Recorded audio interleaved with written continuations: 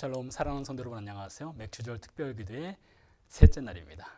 오늘 맥추절의 대명사 룻기를 통해 삶의 소망을 주시는 하나님께 감사를 올려드리며 말씀 묵상을 하도록 하겠습니다.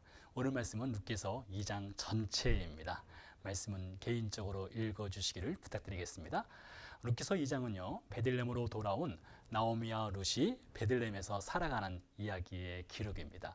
지난 시간에 나오미가 고향 베들레헴으로 돌아온 것은 곡식 때문이 아닌 찾아오시고 돌보시는 여호와 하나님을 믿음의 눈으로 보았기 때문이라 하였습니다.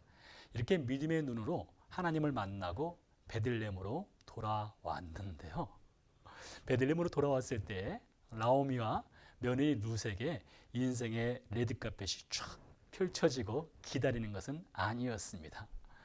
믿음의 결단을 하여도 하나님을 의지하는 믿음으로 산다 하여도 생활 연장에서 살아가기 위해서는요, 먹어야 하고요, 입어야 하고 잠을 자야 합니다. 필요한 것들 참 많죠.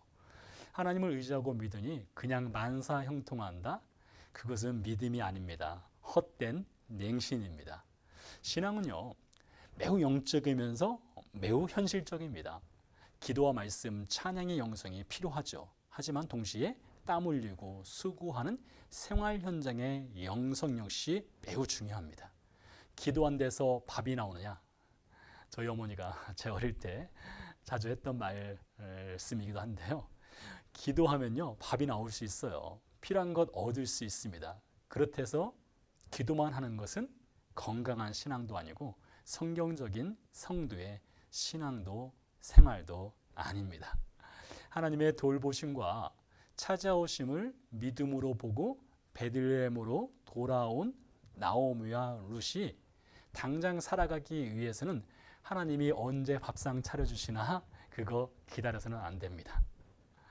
이스라엘 백성이 광야에서 만나를 먹고 살았잖아요. 그때마다 하나님께서 만나를 택배 서비스로 각 가정에 배달해 주지 않으셨습니다. 이른 아침 해가 뜨기 전에 광야로 나가야 했고요, 만나를 줍는 수고를 하도록 하셨습니다. 그와 같이 밭으로 나가는 것, 허리를 굽혀 곡식을 줍는 수고를 해야 살아갈 수 있는 것이죠.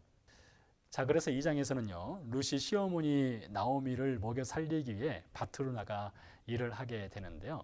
자, 그런데 3절에 보면 우연히 엘리멜렉의 친족 보아스에게 속한 밭에 이르렀더라 라는 말씀이 있습니다.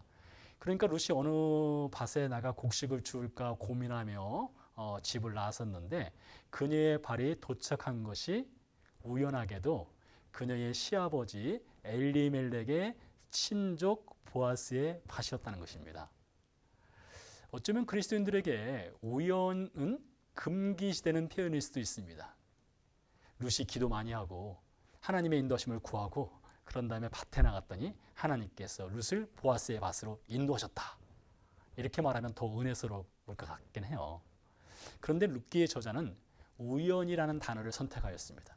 거리낌 없이 우연히 보아스의 밭에서 곡식을 줍게 되었다고 말을 합니다.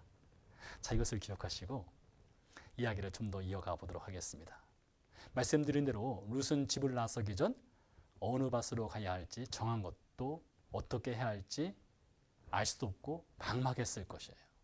오직 기대하는 것이 있다면 2절에 룻이 이렇게 말합니다. 내가 누구에게 은혜를 입으면. 그리스도인의 용어, 교회 용어라면 하나님께 은혜를 입으면 이렇게 말하는 것이 우리에게는 훨씬 자연스럽고 익숙하겠지만 룻은 그렇게 말하지 않습니다. 내가 누구에게 은혜를 입으면.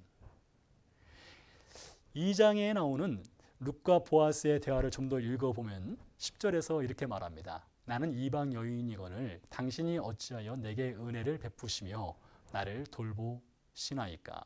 13절에서요. 내 주여 내가 당신께 은혜 입기를 원하나이다. 나는 당신의 하녀 중에 하나와도 같지 못하며 당신이 이 하녀를 위로하시고 마음을 기쁘게 하는 말씀을 하셨나이다. 이렇게 말하고요. 일을 마치고 집에 돌아가서는 자신이 일하게 된 밭주인이 보아스이며 보아스가 자신에게 은혜를 베풀었다고 어머니 나오미에게 말을 하지요. 자, 보세요. 2장에서는요. 룻이 하나님이란 단어를 한 번도 언급하지 않습니다. 사람에게 은혜를 입으면 보아스에게 은혜를 입었다, 이런 말만 하는 것이죠. 흥미로운 사실은요. 룻기 1장에서 4장까지를 쭉 읽다 보면 룻이 직접적으로 말을 하는 장면이 등장하는데요. 룻의 모든 대사 중에 딱 2구절에서만 룻이 하나님의 이름을 언급하고 있습니다. 1장 16절, 17절 룻의 유명한 어록이 있지요. 어머니의 하나님이 나의 하나님이 되고 내가 죽는 일 외에 어머니를 떠나면 여호와께서 내게 벌을 내리시고 더 내리시기를 원하나이다. 이렇게 2번 하나님의 이름을 언급하고요. 다른 대화에서는 하나님의 이름, 하나님의 은혜, 그런 말들 룻이 하지 않습니다. 우연히 보아스의 밭에서 일을 하게 되고 자신은 이방 여인으로 은혜 받을 가치가 없음에도 불구하고 보아스가 베푼 은혜에 감사하고, 이렇게 말을 하는 그 룻을 통해서 우리 그리스도인의 신앙적인 말들의 레파토리가 우리의 믿음이 있음을 항상 증명하는 것은 아니란 것을 배울 수 있습니다. 우리는 이렇게 말할 수 있습니다. 우연이라고 말하지 마세요. 하나님의 계획하심이 있다고 말하는 것이 믿음입니다. 네, 저도 동의합니다. 맞습니다. 분명 사람에게는 우연이지만 그 우연 속에는 하나님의 계획이 분명하게 있지요. 하지만 하나님의 계획, 하나님의 인도하심이란 신앙적인 레파토리들, 우리에게 익숙하고 자연스러운 그 신앙적인 말들이 때에 따라서는 사람에게 받은 은혜와 긍휼, 사람으로부터 받는 그 사랑을 경감시키는 실수를 할 수도 있습니다.